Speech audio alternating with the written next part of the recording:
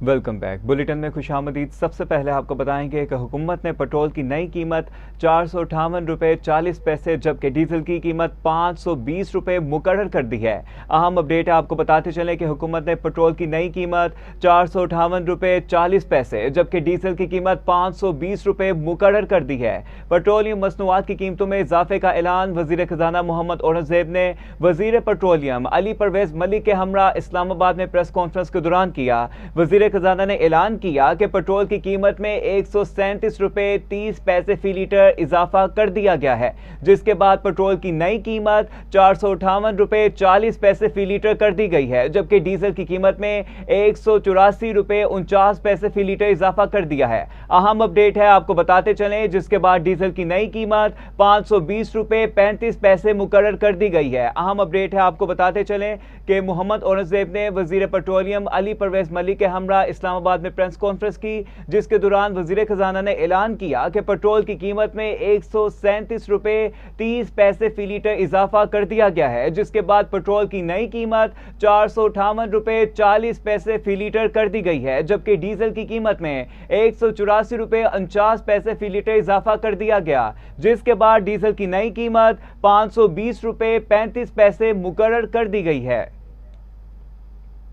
Motorcycles two wheelers के लिए जो इमदाद दी जा रही है या सब्सिडी का हम ऐलान कर रहे हैं, वो ये है कि 100 रुपये पर लीटर और उसकी जो कैप होगी, जो मैक्सिमम उसका अमाउंट हो सकता है, वो 20 लीटर्स हर महीने के लिए, और ये अगले 3 महीने के लिए ये जो सब्सिडी है ये दी जाएगी for motor bikes and motorcycles. कल से लागू कर दी जाएगी और इसके साथ साथ कोशिश ये की गई कि डीजल जो हमारे काश्तकार के लिए, पब्लिक ट्रांसपोर्ट के लिए बहुत ही करीबी किरदार और जुज़ रखता है।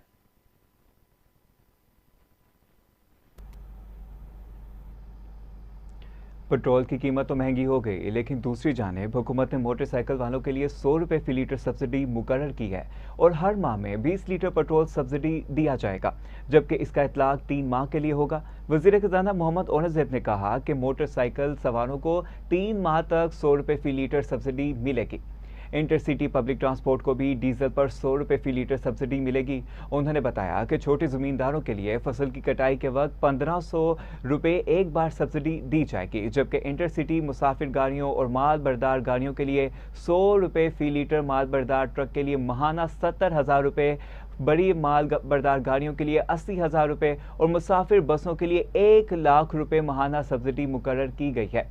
इसी के साथ साथ वजीर खजाना ने बताया कि हुकूमत 1 माह में सब्सिडी के हवाले से फिर नज़रसानी करेगी। रेलवे को भी सब्सिडी दी जाएगी, जिसका फ़ायदा लोअर क्लास के मुसाफिरों को होगा। उन्होंने बताया कि हुकूमत ने यह भी फैसला किया है कि मार्केटें दिन के औकात में खुलेंगी ताकि बिजली की खेप और ईंधन को बचाया जा सके। मार्केट के औकात सूबाई हुकूमतों के साथ मुशावरत करके अगले हफ्ते तक तय किए जाएंगे। मोटरसाइकिल्स टू व्हीलर्स के लिए जो इमदाद दी जा रही है या सब्सिडी का हम ऐलान कर रहे हैं, वो ये है कि 100 रुपये पर लीटर और उसकी जो कैप होगी, जो मैक्सिमम उसका अमाउंट हो सकता है, वो 20 लीटर्स हर महीने के लिए, और ये अगले 3 महीने के लिए ये जो सब्सिडी है ये दी जाएगी for motor bikes and motorcycles. दूसरा ये है कि जैसे इन्होंने जिक्र किया कि ज़राअत 24% है हमारी जीडीपी का, और अब आगे कटाई भी आ रही है, हार्वेस्टिंग का है जो अब ऑलरेडी शुरू हो चुकी है। तो छोटे ज़मींदारों के लिए 1500 रुपये पर एकड़ ये वन टाइम सब्सिडी दी जाएगी, ताकि हार्वेस्टिंग के वक्त, क्योंकि डीज़ल का इस्तेमाल होता है उसमें ज़्यादा, तो उसमें उनकी पूरी इमदाद की जाए। इसी तरह डीज़ल का जो इस्तेमाल होता है वो इंटरसिटी पब्लिक ट्रांसपोर्ट और जो फ्रेट ट्रांसपोर्ट है, जो माल बरदारी हमारी गाड़ियां चलती हैं, उनके लिए भी 100 रुपये पर लीटर, और ये हम मंथली इसका रिव्यू करेंगे, लेकिन 1 महीने के लिए एट द फॉलोइंग स्केल हम ये सब्सिडी अनाउंस कर रहे हैं।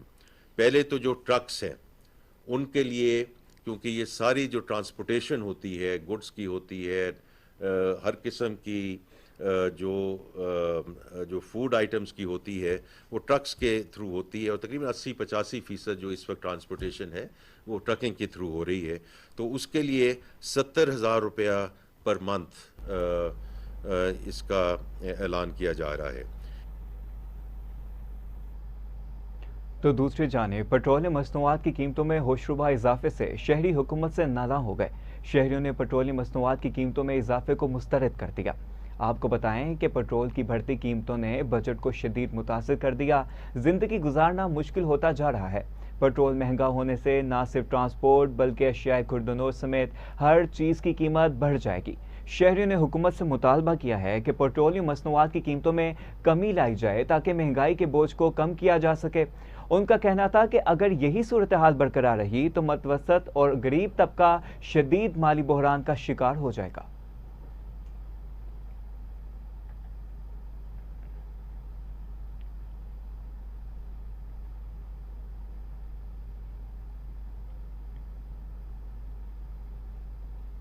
तो दूसरी जानिब सीनियर सूबाई वजीर मरियम औरंगजेब ने तेल के आलमी बहरान के बावजूद अवाम को 1 माह तक रिलीफ देने पर वजीर आजम शहबाज शरीफ को खराज तहसीन पेश कर दिया। समाजी राब्ते की वेबसाइट एक्स पर जारी पैगाम में मरियम औरंगजेब ने कहा कि वजीर आजम शहबाज शरीफ को दिल की गहराइयों से खराज तहसीन पेश करती हूँ, जिन्होंने आलमी मंडी में तेल की कीमतों में मुसलसल इजाफे के बावजूद 1 माह तक इसका बोझ अवाम पर मुंतकिल नहीं होने दिया। उन्होंने कहा कि ये सिर्फ एक फैसला नहीं बल्कि जिम्मेदार क़यादत, मौसर हिकमत अमली और बेहतरीन फिजिकल मैनेजमेंट की वाज़ेह मिसाल है। उन्होंने नहायत दानिशमंदी के साथ फिजिकल स्पेस पैदा की बल्कि कफ़ायतशारी के इक़दाम इख्तियार किए, गैर ज़रूरी अखराजात में कमी की और हर मुमकिन तरीके से अवाम को रिलीफ फ्राहम करने की कोशिश की। सीनियर सूबाई वज़ीर ने कहा कि ये अमर भी काबिल तहसीन है कि आलमी सतह पर जहाँ मुख्तलिफ ममालिक में पेट्रोल की किल्लत और कीमतों में शदीद इजाफा देखने में आया, वहाँ पाकिस्तान को इस बहरान से महफूज रखा गया। ये मजबूत पॉलिसी और मौसर सप्लाई चेन मैनेजमेंट का मुँह बोलता सबूत है।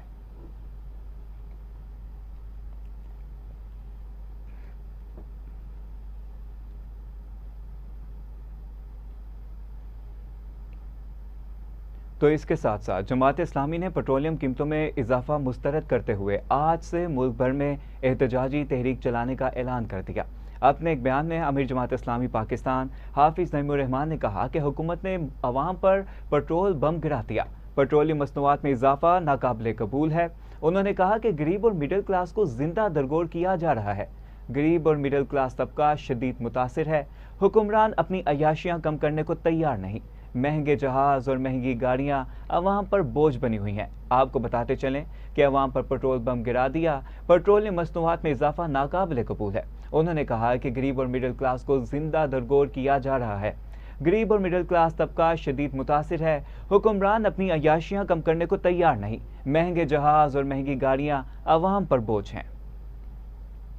हुकूमत ने पेट्रोल बम फेंका है अवाम पर, वहशियाना कार्रवाई की है, किसी सूरत में भी यह काबिल कबूल नहीं है।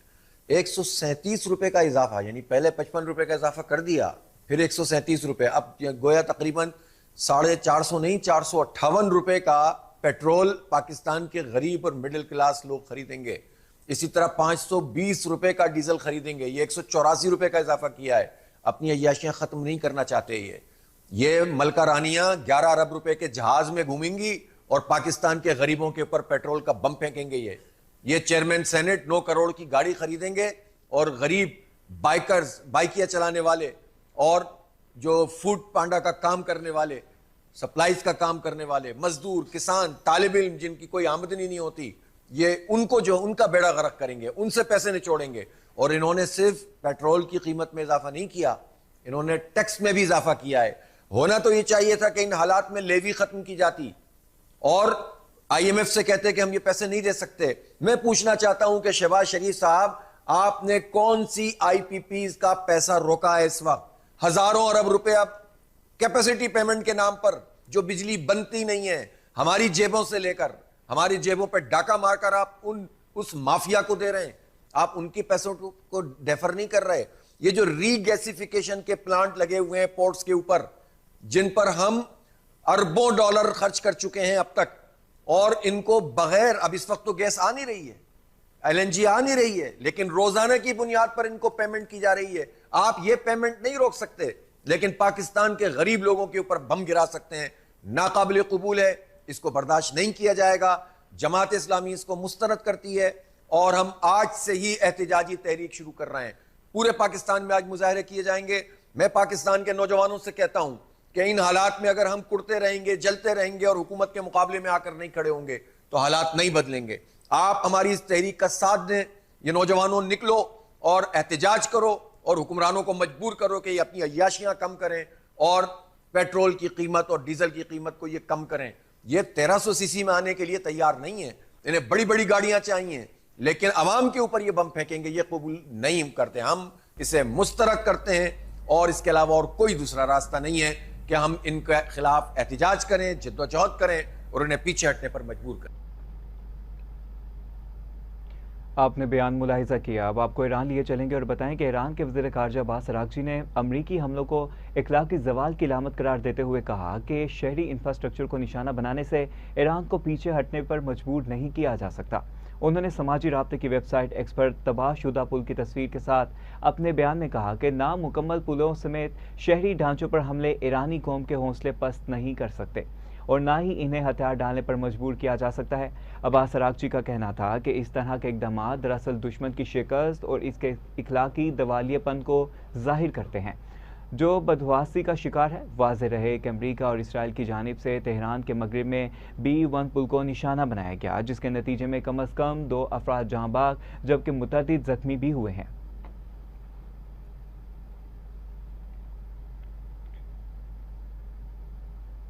इसके साथ साथ ईरान के पासदारान इनकलाब ने कहा कि फ़ज़ाई दफ़ाई निज़ाम ने खलीज में एक जंगी तैयारे को मार गिराया है।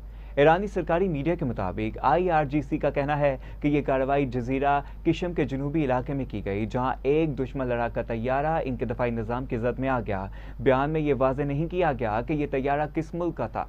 निशाना बनने के बाद तैयारा जजीरा हंगाम और जजीरा किशम के दरमियान खलीज में गिरकर तबाह हो गया।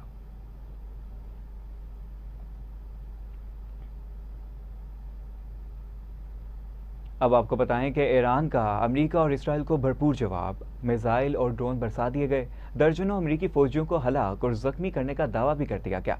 ईरान ने सनती और अस्करी अहदाफ पर हमले किए। तिल अबीब समेत कई शहरों में दर्जनों मकानात और गाड़ियों को नुकसान पहुंचा। बंकर्स भी मुतासिर हुए। एक इसराइली हलाक जबकि 6 जख्मी भी हो गए।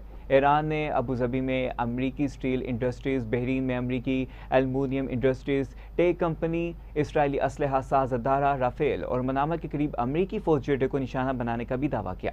ईरानी फौज का कहना है कि उर्दन के अर्ज़िक एयरबेस पर अमरीकी तैयारों को ड्रोन से निशाना बनाया गया। यमनी तंजीम नसरुल्लाह ने एक बार फिर इसराइल पर मिसाइल दाग दिया। बगदाद एयरपोर्ट के कम्प्लेक्स में मौजूद अमरीकी सफारती और लॉजिस्टिक मरकज़ पर ड्रोन हमले किए गए।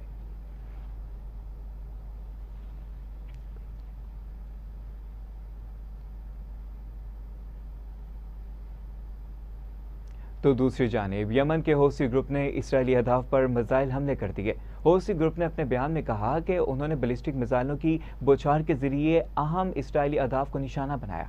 बयान के मुताबिक ये कार्रवाई ईरान और लबनान में मौजूदा हिजबुल्लाह के साथ ताउन से की गई और दावा किया गया कि इस ऑपरेशन ने कामयाबी से अपने मकासद हासिल कर लिए हैं। हौसियों का कहना है कि इस अहम और गैर मामूली जंग में इनकी अस्करी मुदाखलत बतदरीज बढ़ रही है और वो मौजूदा सतह पर नहीं रहेंगे बल्कि आइंदा पेशरफ्त के मुताबिक मजीद रद्द-ए-अमल देंगे।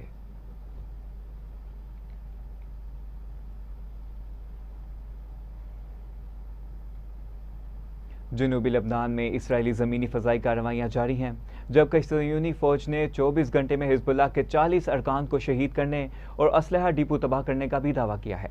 ज़िला नबातिया में हमले से एक ही खानदान के 4 अफराद शहीद हो गए। 24 घंटे में मजीद 27 अफराद शहीद, 105 जख्मी हुए। लबनान में शहादतों की तादाद 1345 तक जा पहुंची। शोहदा में 125 बच्चे और 91 खवातीन शामिल हैं। अब तक 4040 अफराद जख्मी भी हुए। हिजबुल्लाह ने जनूबी लबनान और शुमाली इसराइल में जवाबी कार्रवाइयाँ की। इसराइली हेलीकॉप्टर और इमारत में मुकीम फौजियों को निशाना बनाने का दावा किया गया, जबकि गलगली में तबाही हो गई।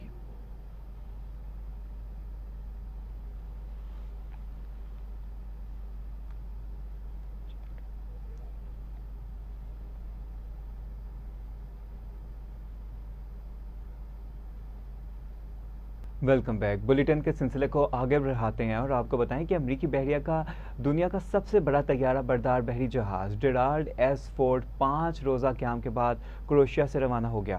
ताहम अमेरिकी बहरिया ने वाज़ेह नहीं किया कि यह जहाज़ अब किस सिमत जा रहा है। अमेरिकी बहरिया के बयान के मुताबिक तैयारा बरदार बहरी जहाज़ जेराल्ड एस फोर्ड मुकम्मल तौर पर फ़ाल है और किसी भी ऑपरेशनल इलाके में कौमी मकासद के हसूल के लिए तैनात होने को तैयार है। बयान में कहा गया कि जहाज़ ने अपने शेड्यूल के मुताबिक मरम्मत का काम मुकम्मल कर लिया और आइंदा कार्रवाइयों के लिए ज़रूरी सामान भी हासिल कर लिया गया है।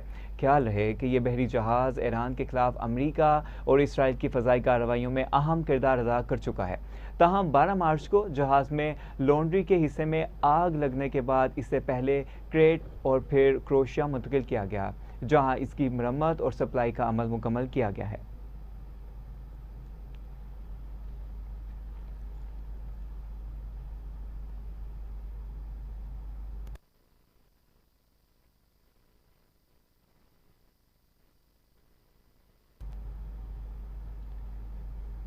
बरतानिया की सेक्रेटरी खारजा एविड कॉपर ने कहा है कि हम आबी गुजरगाह अपनाए हरमज़ को दोबारा खोलने के अमल की हमायत के लिए 40 से ज़ायद ममालिक मुत्तहिद हो चुके हैं। नशियाती इदारों को दिए गए इंटरव्यू में एविड कॉपर ने कहा कि दुनिया भर के ममालिक अपनाए हरमज़ को दोबारा खोलने के लिए हर मुकम्मल और मुमकिन कोशिश कर रहे हैं, जिसमें सफारती और माशी और मुश्तरका इक़दाम शामिल हैं। ईरान की जानिब से अपनाए हरमज़ को बंद कर देने से आलमी सप्लाई मुतासिर हुई, जबकि तवानाई की कीमतों पर शदीद दबाव पड़ रहा है।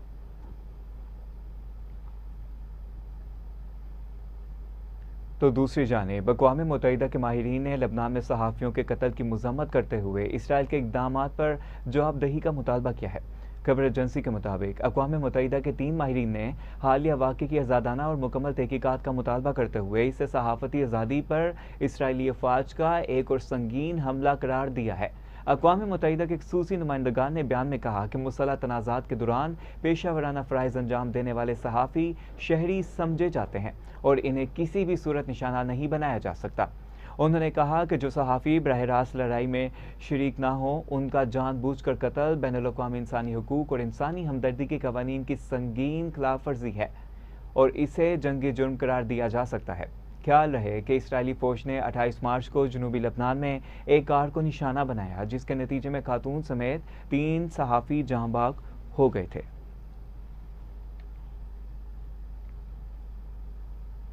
अब आपको बताएं कि चेयरमैन पाकिस्तान उलमा कौंसल हाफिज ताहिर अशरफी का कहना है कि पाकिस्तान कोशिश कर रहा है कि ईरान और अमेरिका जंग बंद हो। चेयरमैन पाकिस्तान उलमा कौंसल हाफिज ताहिर अशरफी ने कहा कि पाकिस्तान इस जंग को रुकवाने में कामयाब होगा। हम सऊदी अरब और दीगर इस्लामिक ममालिक के शुक्रगुजार हैं जो तहम्मुल से काम कर रहे हैं। ताहिर अशरफी ने कहा कि अफगानिस्तान हमारा पड़ोसी मुल्क है। एक ही मुतालबा है कि अफगान सरजमीन पाकिस्तान के खिलाफ इस्तेमाल ना हो। दुनिया के सामने साबित हो गया है कि पाकिस्तान दफाई मुल्क है। चंद घंटों में बहुत से ममालिक के वज़राए खारजा आपके मुल्क में थे। उन्होंने मज़ीद कहा कि पाकिस्तान की सरबुलंदी के लिए सबको मिलकर काम करना होगा। वो गुजरांवाला में इस्तेकाम पाकिस्तान सेमिनार से खिताब कर रहे थे।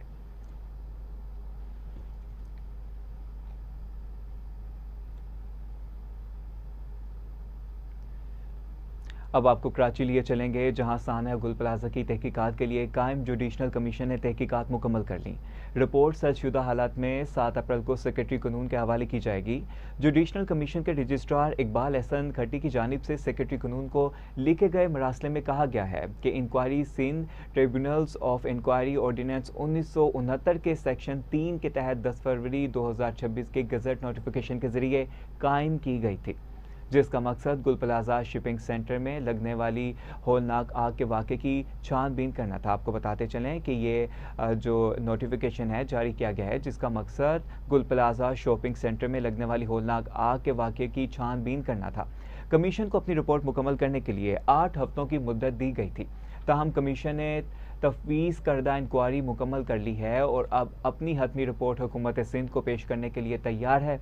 रिपोर्ट के साथ 4 इजाफी जिल्दें भी शामिल हैं, जिनमें कमीशन के सामने पेश किए गए मुकम्मल रिकॉर्ड और शवाहिद मौजूद हैं, जिनकी बुनियाद पर हतमी रिपोर्ट मुरतब की गई है। कमीशन के मुताबिक रिपोर्ट और तमाम रिकॉर्ड को बाकायदा सेल कर दिया गया है। आपको बताते चलें, अहम अपडेट है कि तमाम रिकॉर्ड को बाकायदा सील कर दिया गया है और इसे हुकूमत सिंध के हवाले भी किया जाएगा।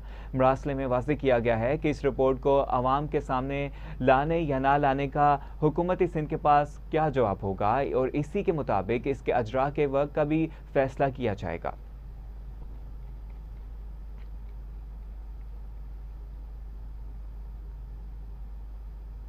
और अब आपको फैसलाबाद से अफसोसनाक खबर दें, जहां इकबाल स्टेडियम के करीब ज़ेर तमीर इमारत में आर्जी लिफ्ट गिरने के नतीजे में 3 मजदूर जहां भाग जबकि एक शदीद जख्मी हो गया। रेस्क्यू ज़राए के मुताबिक हादसा इस वक्त पेश आया जब मजदूर दिन भर का काम मुकम्मल करने के बाद सामान समेट रहे थे। अचानक लिफ्ट की रस्सी टूट गई जिसके बायस लिफ्ट तेज़ी से नीचे आ गिरी। इसमें मौजूद मजदूर और इसकी इज्जत में आ गए। वाक़े की इत्तला मिलते ही रेस्क्यू टीमें और पुलिस मौका पर पहुंच गई और इमदादी कार्रवाइयां शुरू कर दी। जहां भाग होने वाले मजदूरों की लाशों को मलबे से निकाल कर करीबी अस्पताल मुंतकिल कर दिया गया, जबकि जख्मी मजदूर को फौरी तिब्बी इमदाद के लिए अस्पताल पहुंचाया गया, जहां इसकी हालत भी तशवीशनाक बताई जा रही है। ऐनी शाहिदीन का कहना है कि लिफ्ट आर्जी तौर पर तमीराती काम के लिए नस्ब की गई थी और इसकी हालत पहले से ही गैर तसल्ली बख्श थी। मजदूरों ने कई बार इंतजामिया को इस हवाले से आगाह भी किया था, ताहम हफाजत इकदाम पर खातिर ख्वाह तवज्जो ना दी गई और पुलिस ने वाक़ई का नोटिस लेते हुए तहकीकात का आगाज कर दिया।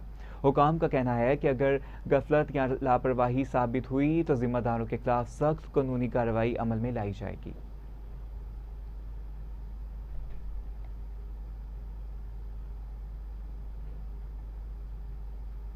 और अब आपको बताएं कि गुड फ्राइडे और जुम्मतुल मुबारक के मौके पर सिक्योरिटी के सख्त इंतजामात। लाहौर पुलिस के जवान अलर्ट हैं। आपको बताते चलें कि सरबराह लाहौर पुलिस बिलाल सदीक कमियाना ने कहा कि मसीही इबादत गाहों और जुम्मे के इज्तिमात के लिए भरपूर सिक्योरिटी फ्राहम की जा रही है। जदीद टेक्नोलॉजी और सिक्योरिटी आलात के जरिए मसीही इबादत गाहों और जुम्मे की सिक्योरिटी को यकीनी बनाया जाएगा। हसास मुकामात पर पुलिस की इजाफी नफरी समेत इंस्पायर्ड तैनात किए जाएंगे। आपको बताते चलें कि इजाफी नफरी भी तैनात कर दी गई है और इंस्पेक्टर तैनात किए गए हैं। शहर के दाखिली और खारजी रास्तों पर सख्त चेकिंग सिक्योरिटी इकदाम को मजीद मौसर बनाया जाएगा। सीनियर पुलिस अफसरान गिरजाघरों और दीगर अहम मुकामात की सिक्योरिटी इंतजाम की खुद मॉनिटरिंग करेंगे। डॉल्फिन स्क्वाड और पुलिस रिस्पॉन्स यूनिट की टीमें मसीही इबादत गाहों और जुम्मे के इज्तिमात के एतराफ मौसर पेट्रोलिंग यकीनी बनाएंगी। आपको बताते चलें कि मसीही इबादत गाहों और जुम्मे के इज्तिमात के एतराफ में मौसर पेट्रोलिंग यकीनी बनाई जाएगी।